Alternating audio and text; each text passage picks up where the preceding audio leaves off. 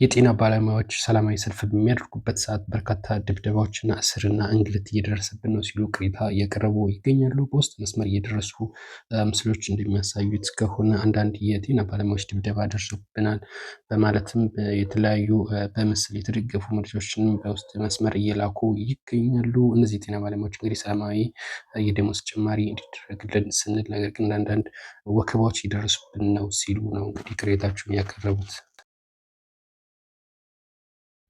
ወደ ቀጣይ ዜና ስናልፍ ደግሞ በጅቡቲ የሚገኙ የኢትዮጵያን ስደተኞች በፖሊስ እየታፈሱ እንደሆነ መረጃዎች ያሳያሉ። እነዚህ የመኖሪያ ፍቃድ የሌላቸው የኢትዮጵያን ስደተኞች በጅቡቲ የሚገኙት ማለት ነው እንግዲህ አፈሳና ወደ እስር ቤት እየተጋዙ ይገኛሉ። እስካሁን በፊት እንግዲህ ለተወሰነ ጊዜ ተሰጥቷቸው እስከ ሚያዝያ 30 ድረስ ነበር እንደውም የተሰጣቸው ከሀገር እንዲወጡ ተብለው ነበር። ነገር ግን እስካሁን ያልወጡ በርካታ ኢትዮጵያውያን ስደተኞች እንግዲህ በፖሊስ በምስሉ ላይ እንደምትመለከቱት ወደ እስር ቤት እየተጋዙ ይገኛሉ። ቀድመው ውጡ ተብለው እስካሁን ያልወጡ የመኖሪያ ፍቃድ የሌላቸው እንግዲህ በጅቡቲ የሚገኙ ኢትዮጵያውያን አደጋ ላይ እንደሆኑ ምስሎች የሚያሳዩት በፖሊስ እየታፈሱ ወደ ተለያዩ ካምፖች እየተወሰዱ እንደሆነ መረጃዎች ያሳያሉ።